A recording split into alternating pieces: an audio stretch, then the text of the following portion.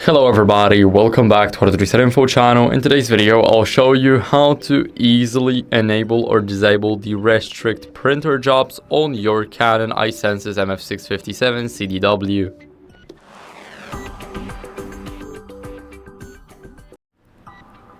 So first, what we want to do is we want to go over to the menu. Now here we want to go over to function settings, and then we need to scroll all the way to the bottom until we see secure print.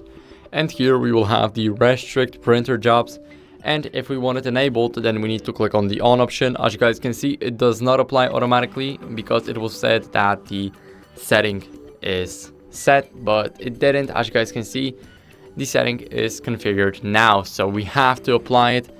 And every setting that we change in the secure print, then we need to restart our printer.